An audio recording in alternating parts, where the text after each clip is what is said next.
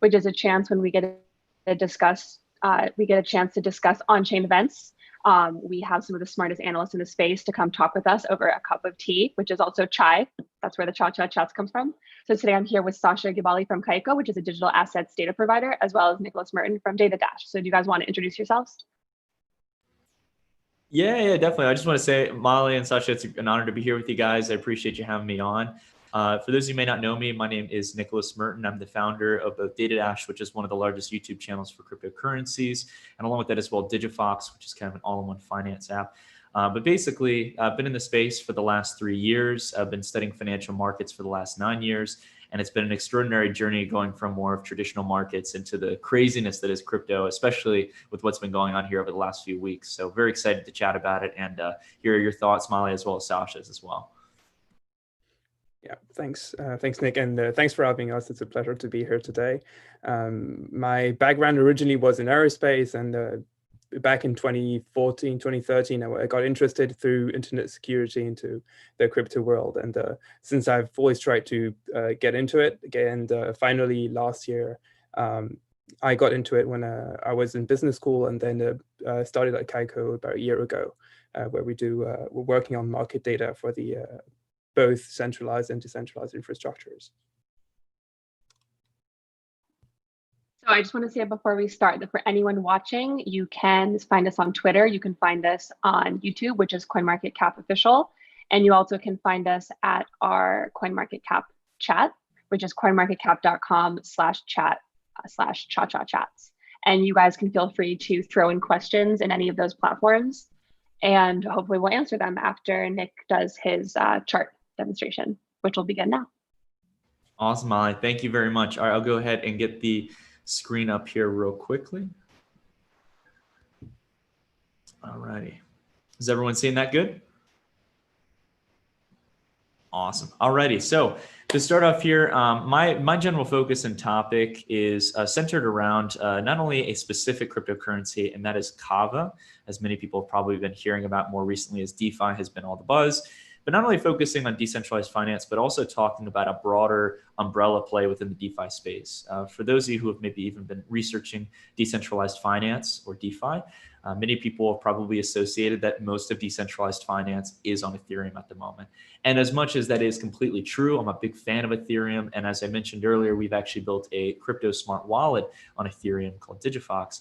We're now actually working on focusing, or at least I am personally as an investor, on the broader play of decentralized finance for the broader cryptocurrency space. And one of the biggest players within the DeFi space has been MakerDAO, which is a decentralized autonomous organization that allows you to generate crypto collateralized stablecoins. It's a very fancy term for locking up your crypto and getting some form of a currency that's pegged to the dollar. It has mechanisms to hold its dollar pair. So focusing on this market, I mean, this is obviously massive for Ethereum, but there's much larger protocols out there. There's not only a variety of different cryptocurrency assets that could be locked up and be used as collateral, but along with that, the biggest play here in this case, and what I'd really love to see here, is Bitcoin entering into the decentralized finance space. We've been kind of seeing a lagging of Bitcoin within the decentralized finance space, and I think Kava could really bring this to light. So as a trader here, this is a trade that we put actually in our Dash Report newsletter back in July. It's a newsletter that I put out on the channel. And there's really a few focus points that I look for as a macro trader in order to determine what kind of play I want to trade or invest in. So the first thing here that I look for here is the fundamental narrative. And right now we have that here.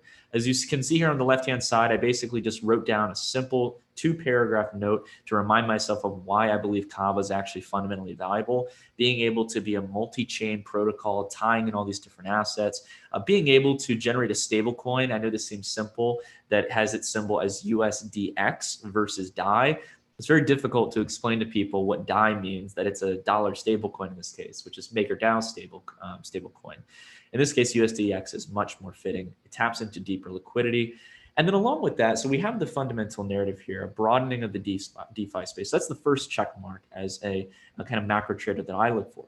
The second thing that I look for here is technical patterns within price. It's probably the biggest element overall because you can sometimes have weak fundamentals. And the third element, which is going to be technical indicators. The technical price action has to showcase in this case if we're going to be taking a trade. And Kava had one of the best setups that I'd seen with the entire market at the time. So not only did it have the fundamental narrative, but you also had price action here where originally Kava had listed on Binance back here in late October. We started to kind of set in these lower highs. We continuously hit resistance here. And then we had what typically happens with most new listings. You have a correction, usually well above 50 to 75%. And you can see here with Kava, we obviously got that going all the way into May of 2020. And at the time, there weren't many cheap DeFi plays. In fact, a lot of DeFi had actually started to take off here. So what I like to look for here, and you can use a lot of great tools here on TradingView, you can take the date and price range tool, you drag it here from the top here and drag it to the bottom. You can see that we had a near 75% correction. This is a major even level that a lot of traders are going to be looking for. So this was really good to get a nice discount opportunity. But after that, we wanted to wait for confirmation and strength in price. So as we had the initial correction here, we wanted to see a higher set of lows here. And what's nice is that we did start to build a higher base here around similar price action to what we saw before. And this is where we generally entered in our position into mid to late June in this case was when we entered our first initial position on Kava. We don't try to pick bottoms. We want to see technical price strength. So we were anticipating that we were going to get this cup here within price action. The recovery was coming in faster than the sell-off. That's another big plus. And along with that as well, we finally got the close above the line of resistance here, historical resistance. We broke up, had a crazy rally, came down, had a relatively sharp correction, made that previous resistance support, and continued higher. Now, I want to spend some time to talk about this technical price action here. You'll notice that so far, we already spotted a great trade here by just having a simple fundamental narrative and focusing on basically what's known as support and resistance or price levels. It's what's known as naked trading. And don't worry, as you can see, I'm wearing clothes right now. So it doesn't mean you have to be naked for it. You can be if you want, just wouldn't recommend having your Zoom camera on. But all in all, you can see here, generally speaking, that I didn't do too much crazy technicals to spot an opportunity where, generally speaking, where we entered in here, right, somewhere around 10,000 Satoshis. If you take it from the relative peak there, it went up 264%, or if you're taking it to the current moment here, around the same general price range. So again, this is what you want to look for here. You want to look for these multi-week kind of 1 to 2 month opportunities that can really multiply your returns. And this is against Bitcoin, mind you, which has already been going up. We can see here as well that in the not only in the Bitcoin chart, which we'll dive into on the weekly time frame in a moment, but on the USD chart, Kava did very well. It went up from around $1 when we were first looking at it to $4. So, again, a really nice leap up here, 4x in value. Now, the last thing I want to talk about here is we jump over to the weekly time frame. This is Kava on the Bitcoin weekly chart. Oh, sorry. Okay. So basically, the thing you want to look for here at the end of the day is the last factor here is going to be technicals. So you want to see here that technical indicators are showcasing as well. So we can see here that on June, we've got not only the higher levels here, but you've also got a flip in one of our key indicators that we utilize. It's an aggregate indicator of the squeeze momentum indicator, the MACD, and the stochastic RSI. So these three indicators combined here actually come into play to give us a signal that on the longer term time frame, we're starting to see upward momentum in price and justify a longer term trend. So anyways, that's just one thing to keep in mind here. This is the three things that I looked for, and that's why Kava was one of our top 3 plays for July. And yeah, and I'd be curious to know what your take is on what you think makes Kava special. Is it the interoperability? Why do you think they're best positions to juice out all those network effects? Yeah, I think really honestly, at the end of the day, it really is one of the first kind of it's basically if you have a first runner advantage in this case with everything in crypto. I mean, Ethereum, for example, if we take a look at scalability and everything of that sort and governance and treasuries, it's not the most optimistic network for it, but it was one of the first major communities, the first major ICOs to actually capture that market share. So keeping that in mind, I think that's going to be the same play here for Kava. No one's really tackling this multi-collateral approach across different protocols. So I think Kava's got a real chance in that case. But if someone can come to the ballpark as well and beat them out, it's similar to the other Oracle plays that are starting to pop up to compete with Chainlink. So it's really going to be a race to the next year or so into the next bull market. Mm-hmm. Yeah, and do you think at the beginning there are good arbitrage opportunities with our USDX? I don't think there's going to be too much arbitrage opportunities. I mean, it's like a lot of stablecoins. There are some, from time to time, there are some opportunities. But for me, I really think right now where I'm parking my capital, I don't do too much arbitrage trading. It's not really my specialty. I think in this case, mainly focusing on owning these governance tokens in this case, or actually owning the tokens of these DAOs are going to be the most important thing to focus on. So I have one question that just came from our CMC chat. So like I said, everyone can go to cmc.com/chat/chat to ask more. This is from user 4450515. You also can change your name in the CMC account if you want to be more less anonymous.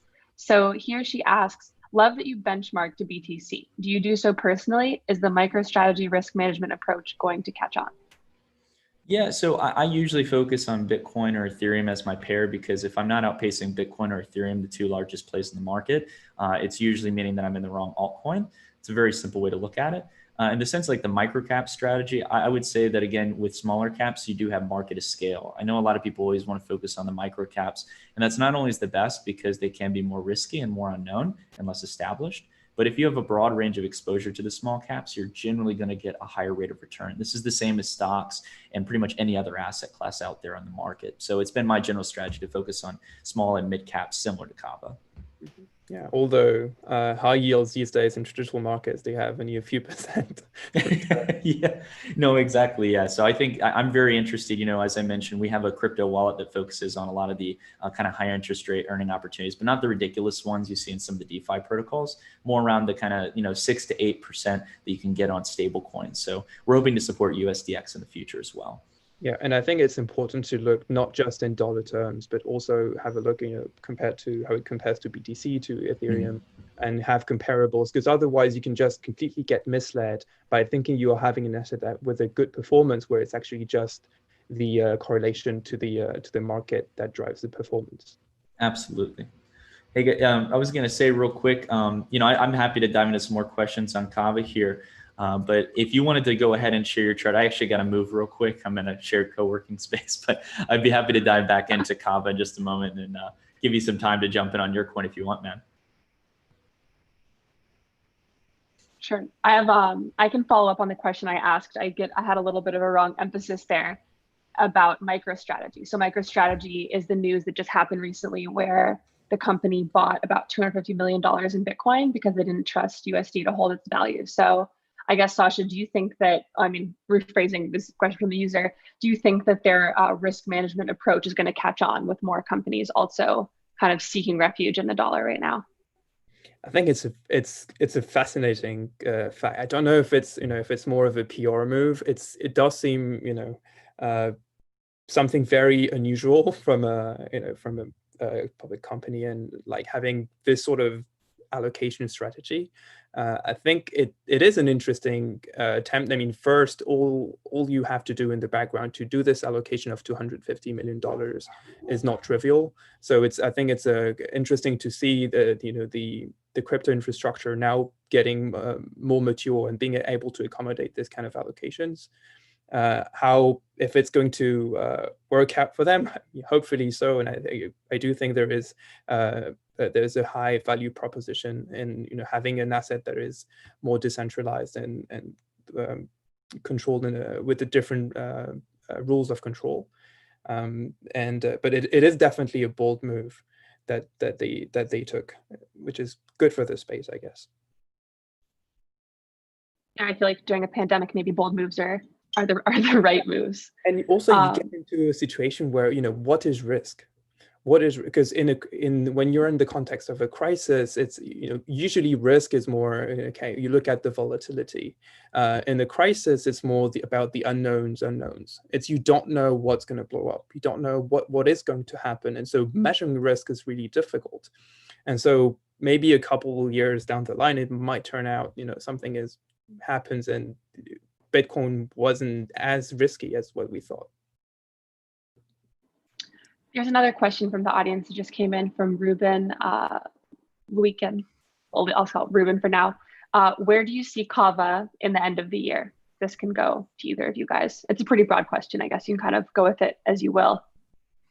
Yeah, so this is, sorry, apologies guys for that as well. I had to bounce out for a second, but Yeah, so in regards to Kava as a play, it's definitely something, it's one of the few altcoins that I'm actually holding or I have a sentiment to hold long term, because if you think about it this way, you can do some simple kind of math here and just kind of analyze the valuation so far in the current environment for MakerDAO being one of the largest decentralized autonomous organizations for Ethereum specifically. So Ethereum's about like, 40 to $50 billion protocol, depending on where the valuation is going at the time, depending on market price. And, for example, MakerDAO is nearing, again, alongside Compound, close here in the next few weeks towards $1 billion valuation as a decentralized autonomous organization. Kava, on the other hand, is able to tap into the liquidity of Bitcoin, XRP, Ethereum, BNB, a whole range of different assets across the board, and they're constantly expanding that support for different types of chains. So if you have that kind of ability to tap into the absolute liquidity of the crypto space, which is nearing around $400 billion right now, and you have a governance token, in this case, tied to the overall Kava protocol, that's, I think last time I checked, I can actually check it here on CoinMarketCap real quick. I think it's sitting around 150 million. I mean, you can simply do the math there. The market's scale for Kava to actually grow here over the next few months is much larger than something like MakerDAO, in my personal opinion. So I actually just checked it here on CMC. It's actually 137 million for Kava. So at $4, even though it's gone from $1 to $4, as much as that is a high return here, people need to understand at the end of the day that cryptocurrency markets, when we go through these cycles, when we go from kind of the silent phase of the bull market to the extended kind of hyperbolic phase of crypto markets, then you can start to see crazy returns that you wouldn't expect in traditional assets, especially new projects like this that just launched a little less than a year ago. We have another audience question coming in from Borat on our CMC chat. He's asked questions before. So Borat asks, seems like everyone is hunting for upcoming DeFi coins and farming liquidity all of a sudden. What do you think of this wave? Seemed really unsustainable and price fluctuates so much more than what we are used to in crypto. Do you see a bubble forming? I definitely would love to hear Sasha's opinion on this. Just to give a quick layout overview, yes, I do believe there's definitely a bubble. I've been following decentralized finance since as far back as there really wasn't a term for it. Back in September of 2017, I was an early supporter during the pre-sale or sale phase of Kyber Network.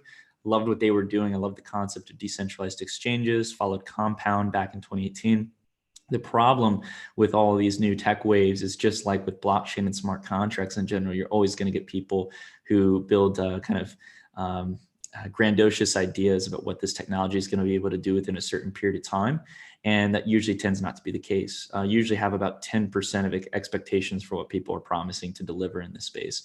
So in that case, what my general goal is as a macro trader is I'm looking to kind of trade in and out of a lot of these positions. Some of them I'll hold for a longer period of time, but I hold these positions going through the bull cycle for the next probably 2 years from where we are now. I believe that the bull cycle will be a little bit longer than most expect. And then as we get towards that peak, when your grandma's talking about crypto, when everyone's getting a piece of the action, when valuations are well beyond, 10, 20x where they are right now, that's the moment when I start to take partial shares. I start exiting positions and not only go back to Bitcoin, but also consider dollar-based positions. There's nothing wrong with that, especially if you're a trader in this case. So again, that's my general thesis for it. There is definitely a bubble, no doubt, and you have to be prepared for it. Yeah, I also agree with that. I think, inherently, those markets are ridden with bubbles because those are all very early stage projects, and you expect many of those to go, maybe 100x in a couple of years. So when you expect a project to go 100x in a couple of years, think about how VCs work. In venture capital, very often it's said that price is a mental trap. Because if you expect something to go 100x, you don't really mind paying 3x or 4x the price at time zero. And so that really pushes bubbles because you don't know which one is going to succeed, and it's too early to have all the cash flows and the fundamentals to properly value those projects. 100% agree with Sasha on that. Yeah, it's something that a lot of people don't consider with these kind of new markets, that even institutions are fine paying these premiums because they can see, the roadmap going 6 to 12 months out, maybe even further. As I've talked a lot about the expanding cycles in crypto, and I think it's going to be true this time around that we see an even longer term cycle than we did before. So I saw this tweet going around that went kind of viral that says the steps of how to make money in DeFi. It's 1, already be rich. 2, quit your job so you can watch DeFi Twitter all day. 3, find the DeFi project people are murmuring about. 4, whale out because what is a few thousand anyway? And 4, again, get tokens. And 5, dump when they increase 500%. What did I miss? Does that sound like an accurate representation of DeFi trading right now to you guys? Maybe the platform being hacked. Yeah, I would say, Molly, if I can think of anything on that, there is a very valid criticism in DeFi, and it's something that I always keep in mind. I always like to see projects. I raised capital for my startup through an equity crowdfund, so anyone can participate. One of the biggest issues with DeFi that we haven't fixed since the traditional ICO model is that a lot of the time, you not only have the team holding a lot of the tokens, and it's always questionable as to what their lockup period is, what the distribution period is, but also VCs. I mean, to think that crypto is any different from traditional asset markets, from traditional equity, early stage equity in companies going to IPO, it's the exact same thing. It's basically, institutional or accredited investors get favorable terms. They get to invest in something early on, and then you get on, Uniswap or onto exchanges. The token value goes up, and then you start to have basically VCs start to liquidate or cover some of their position from their initial investment. It happens in crypto, but I think in this case, at the same time, it doesn't mean that there isn't opportunities for people to invest. But I always like to focus on the projects that try to give a level playing field, however they decide to go to market. Yeah, and the fascinating thing is that in crypto, they actually get liquidity events much earlier in some cases than what they would get in, because as soon as you get they get traded on an exchange, you can have liquidity, which is not what happens when you're in a private market. Precisely. Yeah, it accelerates basically the traditional IPO model. So I think that's one thing that DeFi is going to have to work on. But Sasha hit on a major point there, which is the speed at which this happens. That's why there's new tokens popping up left and right. They're getting the instant liquidity on Uniswap. These projects are putting up the ETH that they're raising alongside these governance tokens, or that they already have. And I think that's how you're getting this kind of phenomena around it. It's not just retail. A lot of it is large scale crypto investors and traders. Yeah, and there are true underlying problems, which are technical problems that we're trying to solve there. And I think, all the smart contract world is fascinating. I mean, the idea of being able to automate so much of that has unlimited possibilities, right?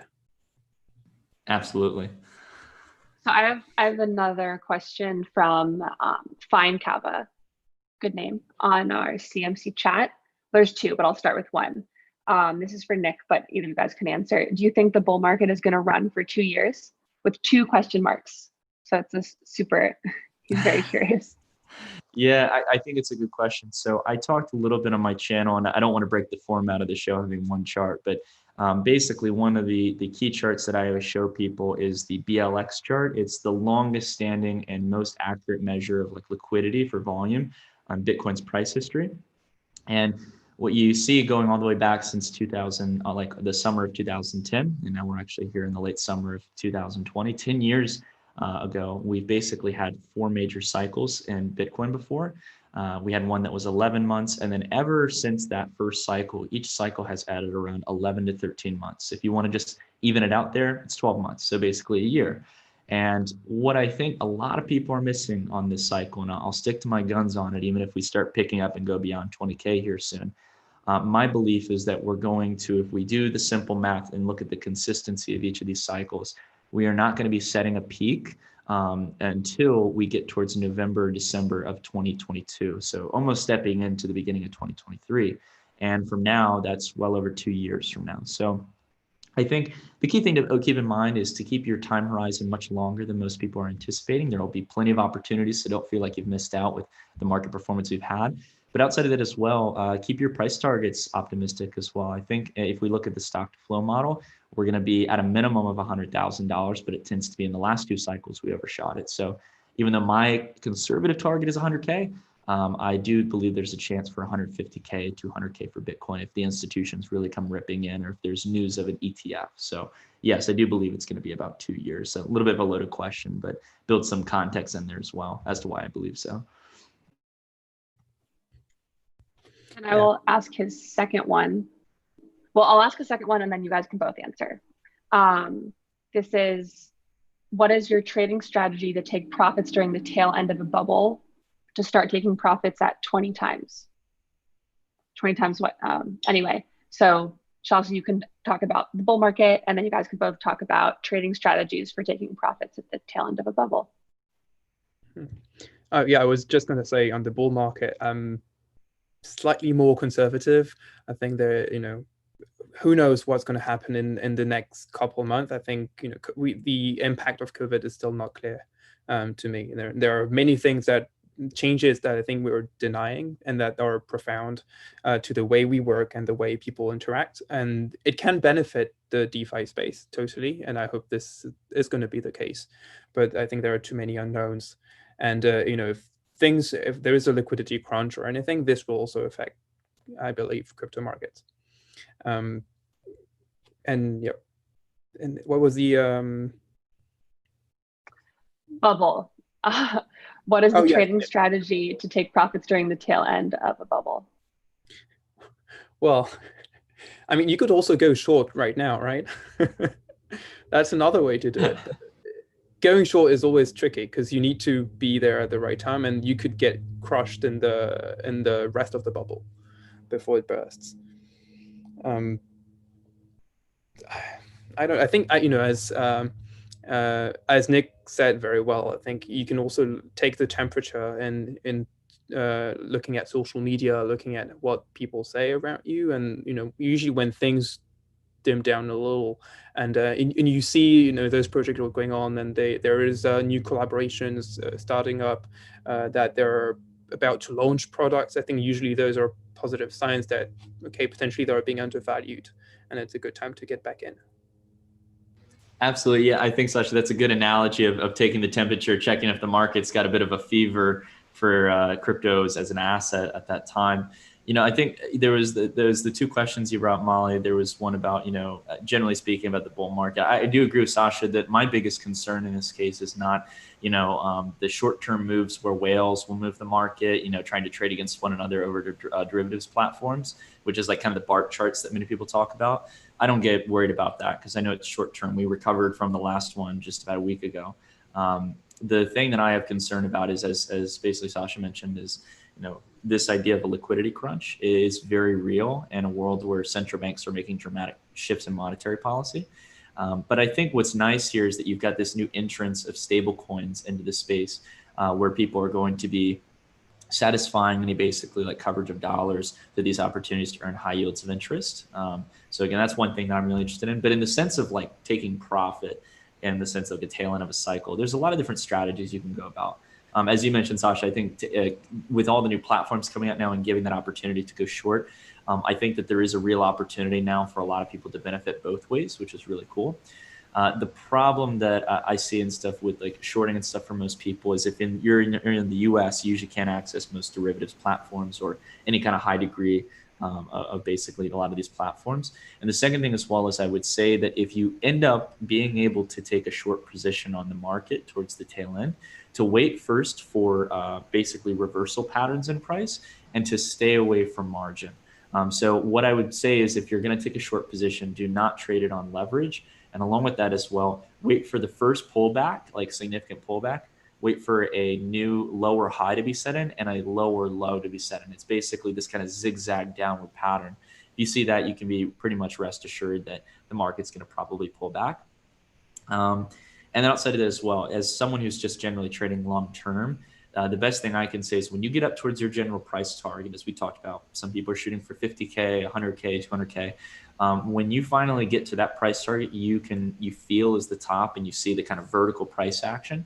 What you want to start doing is setting a stop, in this case, basically a stop order, rather than just trying to sell it all at one price, because there's a very good chance it could keep going. So any trader in this case would set a sensible stop, or maybe take profit levels with different stops that you can move upward as price goes up over time.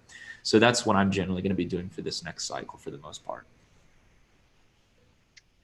I have one more question here from Fine Kava, and then we'll probably wrap it up.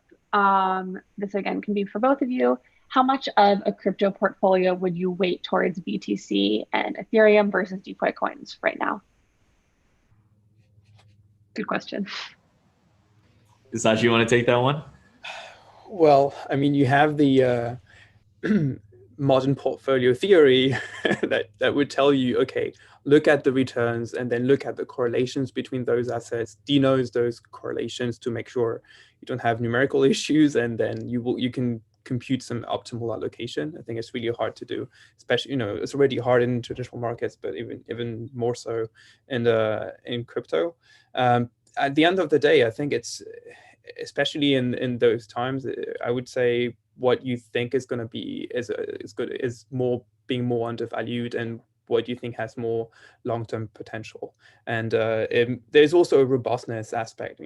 I think today Bitcoin has proved, has been around for a long time.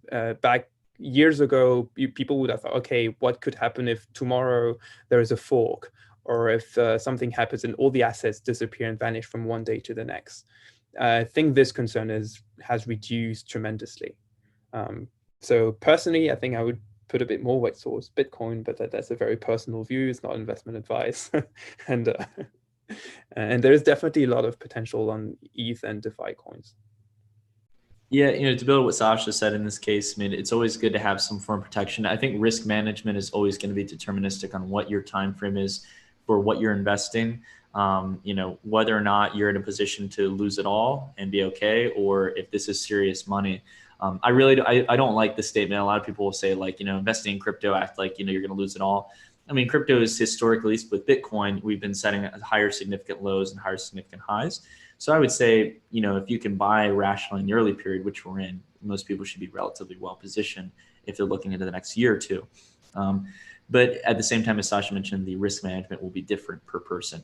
To give some context to me, it varies a little bit time to time, but I usually will maintain a minimum balance of around like 25% into like the major top 3 or 5 cryptocurrencies. The majority, though, especially in these kind of bull cycles, I take a little bit higher risk. I do go into the small and mid caps in this case, but I make sure to have diverse exposure. I usually will never put it all in one play. So in that case, I think that's probably the most important principle, is to not have all your eggs in one basket. This market, as we can see, is not just giving it to one player. It's giving it to a lot of different, different cryptos in the market. So yeah, again, I agree with Sasha. It's a matter of really mismanagement on the individual side. Yeah, and I think the DeFi coins, they're way more risky for sure, but they also have a lot more upside potential. And it's also a very exciting space to follow. And I think having some slight investment in those coins changes the way you follow the markets. So that's also 100%. Yeah. So we're at about time. I wanted to thank you guys both for coming. I wanted to thank everyone that asked a question, and you guys can both tell everyone watching where they can find you for more analysis if you'd like. Yeah, Nick, if you want to. Yeah, definitely. Yeah, just real quickly, if you guys want to keep up to date with what I'm doing, you can follow me over at DataDash. I do about 45 videos a week, and try to cover all the market performance in cryptocurrencies as well as other markets, and then dive into kind of more macro news. Outside of that as well, as I mentioned, we have the newsletter there. If you guys want to check that out, you can find it at nicholasmerten.com. And outside of that as well, you can follow me over on Twitter at Nicholas_Merten. And for me, you can follow me on Twitter at SGHEB. And we also have a blog on kaiko.com. You can find our blog and research, and we have a market newsletter that goes every week, where we have a lot of metrics on the crypto market data. All right. So thanks again for joining. And for everyone watching, remember to relax with your analysis with some tea. I'll hopefully talk to you guys soon for another Cha Cha Chats. Thanks, Molly. Nice meeting you as well, Sasha. Nice to meet you. Take care, guys.